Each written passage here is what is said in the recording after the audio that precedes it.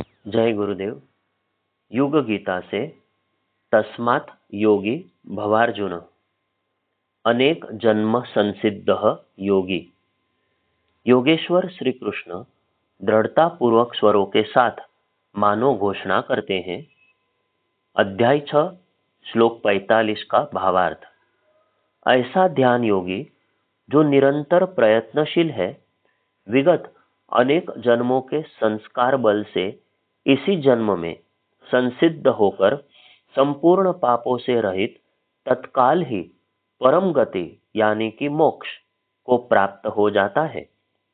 मानवी व्यक्तित्व पर निरंतर पड़ने वाले धब्बे जो वासना रूप होते हैं, क्रमशः ध्यान की प्रक्रिया से धुलने लगते हैं।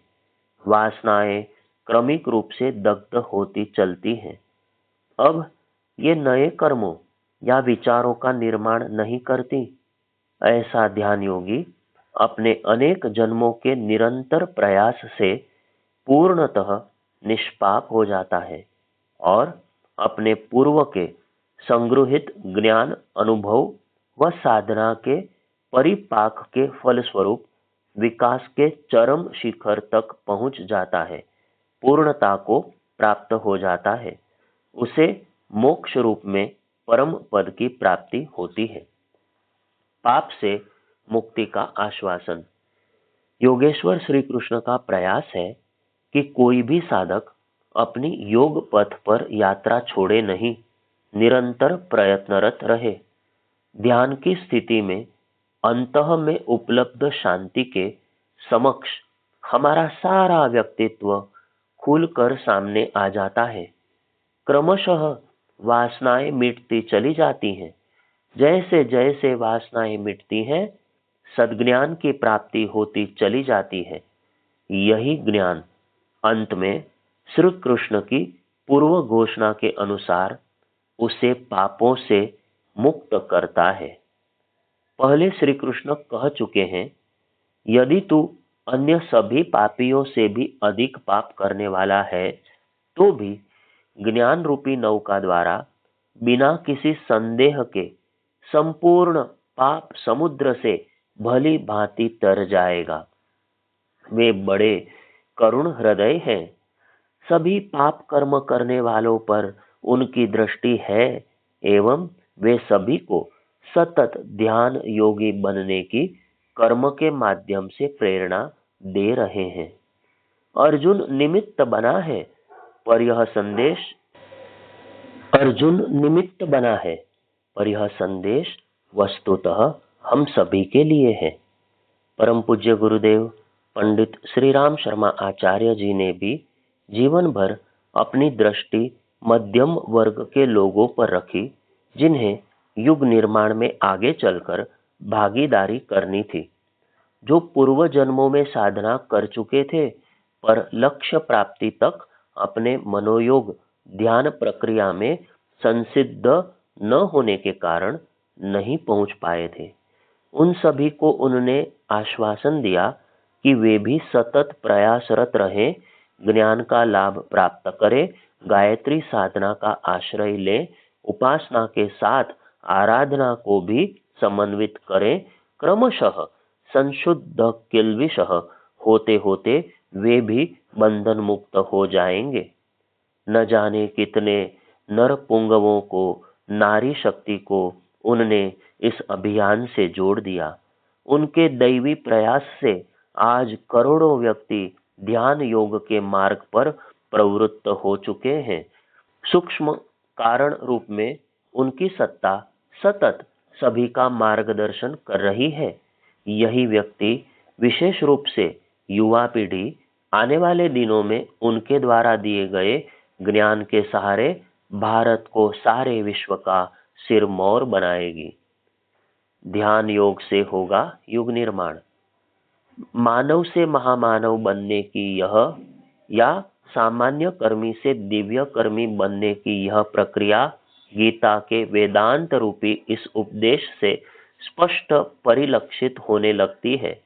ध्यान योग ही 21वीं सदी की न केवल चिकित्सा पद्धति है, यही एकमात्र उपाय है समष्टि से एकाकार होने का।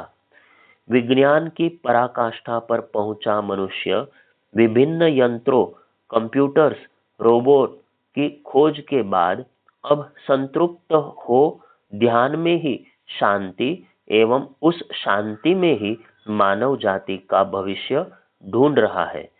आचार्य श्री कहते हैं कि इतिहास का यही वह महत्वपूर्ण मोड़ है जहां अनंत जन्मों के प्रयत्नों के परिणाम से अपने संस्कारों की संपदा लेकर अब जन्मे देव मानव युग परिवर्तन का निमित्त बनने जा रहे हैं। यह स्पष्ट समझ लिया जाना चाहिए कि सिद्धि के शिखर पर पहुंचने की प्रक्रिया किसी भी साधक के मात्र वर्तमान के प्रयासों की परिणति नहीं होती।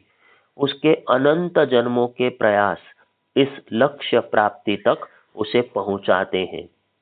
गायत्री परिवार एवं अन्य अनेक संगठनों के साधक इसी आधार पर अगले दिनों शिखर पर पहुंचने वाले हैं एवं विश्व वसुधा की इन दिनों के आसन्न संकटों से रक्षा करने वाले हैं। युग निर्माण की धुरी भी यह ध्यान रूपी छलांग ही होगी जो हम सभी को नित्य करना है। परम पूज्य गुरुदेव लिखते हैं, गंगावतरण के लिए जैसी साधना हुई थी वैसी ही साधना करोड़ों गायत्री मंत्र के नित्य जप व ध्यान द्वारा गायत्री परिजनों के माध्यम से हो रही है। 24 लाख परिजन कंधे से कंधा, कदम से कदम मिलाकर चले तो कोई कारण नहीं कि वे डूबे हुए सूर्य को फिर से उदय होने के लिए विवश न कर सके। ऐसे ही तूफानी प्रवाह संसार को बदलते रहे हैं जैसे कि प्रज्ञा अभियान के रूप में संसार के कोने कोने में हो रहे हैं। इन दिनों कोई विश्वामित्र, कोई दुर्वासा सूक्ष्मीकरण का प्रचंड तप कर रहा है। युग परिवर्तन की शुभारंभ वेला में दृश्य और अदृश्य जगत में ऐसी हलचलें हो रही हैं जिन्हें अद्भुत या ऐतिहासिक कहा जा सके। इन दिनों हिमालय तप रहा है, उसके घोंसले में बैठे अंडे बच्चे हिलते डुलते और पंख फड़फड़ाते देखे जा सकते हैं। विश्व को अभिनव ऊर्जा से भर देने वाला दैवी प्रयास चल रहा है। कितने ही च्यवन और वाल्मीकि ऐसा प्रत्यक्ष तप कर रहे हैं जिसके प्रमाण उनके शरीरों पर दीमक जम जाने जैसे देखे जा सकते हैं। पर यह तो प्रत्यक्ष है, परोक्ष भी इतना कुछ है जो इसके अतिरिक्त है।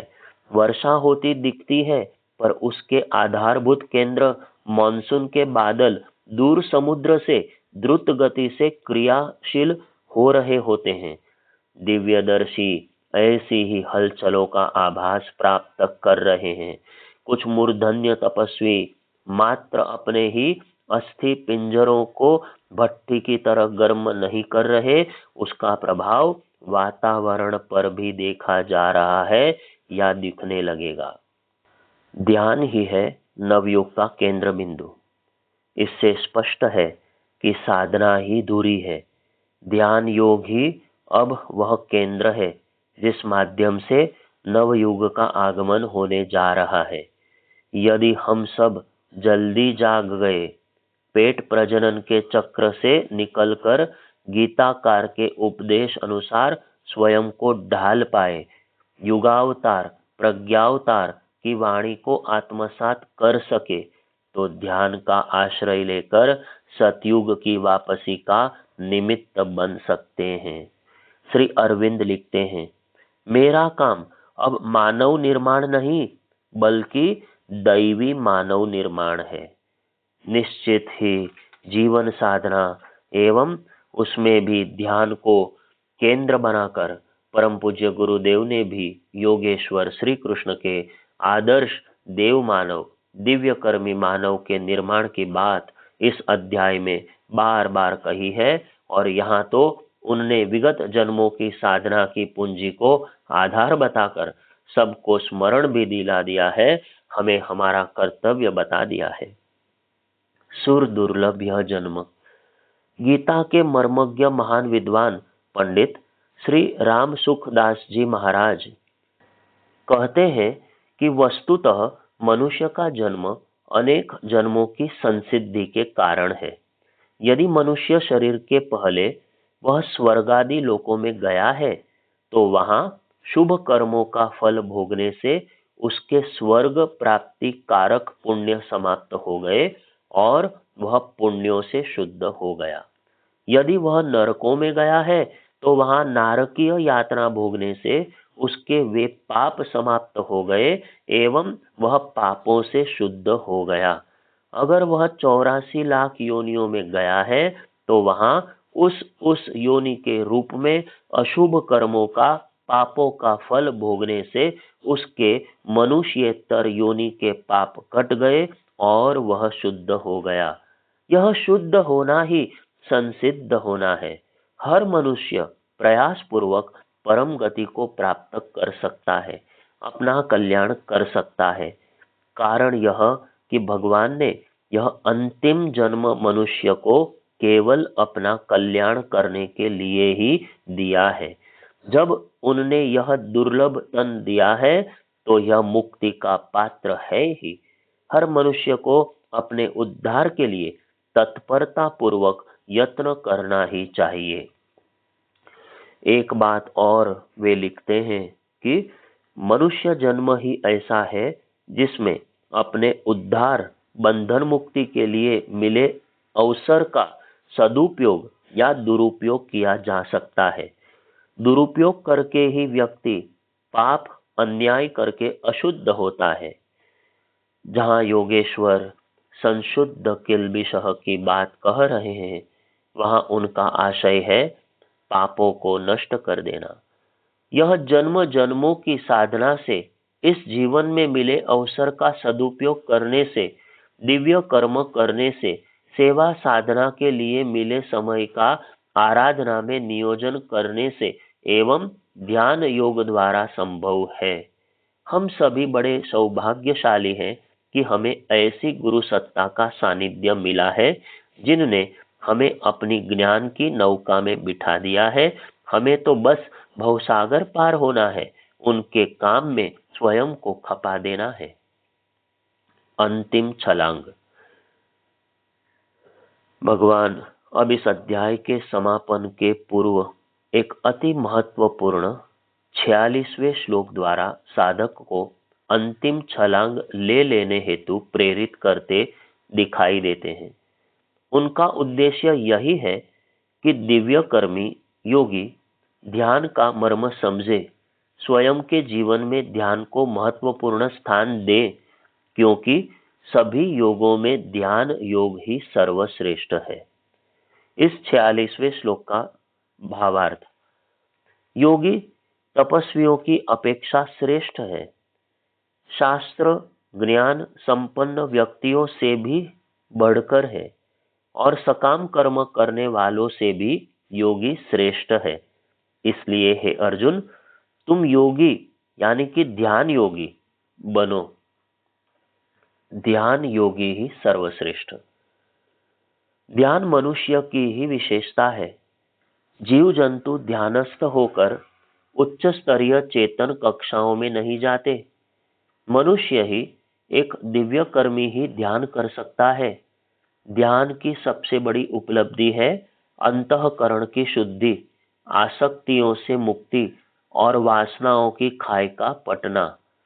इसलिए श्री कृष्ण का एक शाश्वत संदेश है, ध्यान करो, ध्यान करो। जितनी भी योग पद्धतियां हैं, एक स्थान पर जाकर मिलती है, वह है ध्यान। हठ योग, नाद योग, लय योग, राजयोग सभी का समापन परिपक्व अवस्था में ध्यान योग में ही होता है। ध्यान व्यक्तित्व की अंतर्निहित शक्तियों के विकास की प्रक्रिया है। विकास में जो अवरोध आ सकते हैं, उनका निदान भी ध्यान है, उपचार भी ध्यान। इस प्रकार एक समग्र समर्थ उपचार पद्धति है ध्यान। संपूर्ण व्यक्तित्व कैसे विकसित हो, इसकी क्रिया पद्धति सिखाती है ध्यान प्रक्रिया हमें। तप साधन ध्यान योग का लक्ष्य। ध्यान योग संबंधी इस महत्वपूर्ण अध्याय का उपसंहार।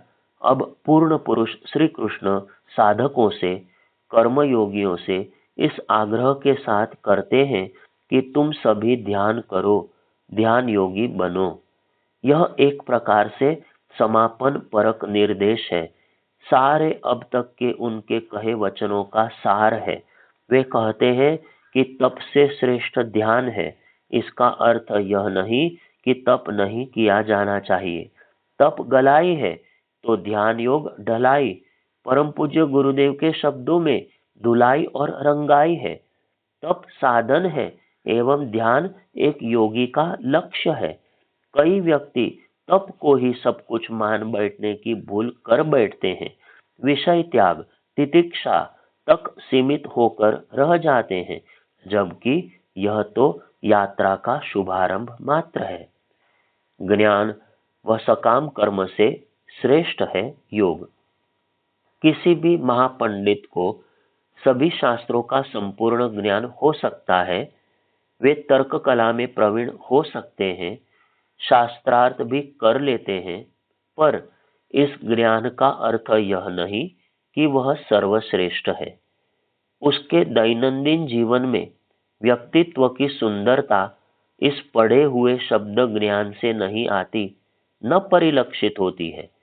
जब तक इसका ज्ञान ध्यान में विलीन नहीं होगा, वह शब्द जाल बुद्धि के मान यानी कि घमंड, अहम के पनपने का ही निमित्त बनेगा। ढेरों पीएचडी विज्ञ व्यक्ति समाज में हैं, पर उनके जीवन में आध्यात्मिक विकास नहीं दिखाई देता, क्योंकि ध्यान योगी वे नहीं बन पाए। भोगों की कामना से जो सकाम कर्म करते रहते हैं, यज्ञ, दान, तीर्थ सेवन आदि शास्त्रीय कर्मों का संपादन करते हैं, उनसे भी श्री कृष्ण के अनुसार ध्यान योगी श्रेष्ठ है, क्योंकि वे निष्काम कर्म में लीन हो चुके हैं।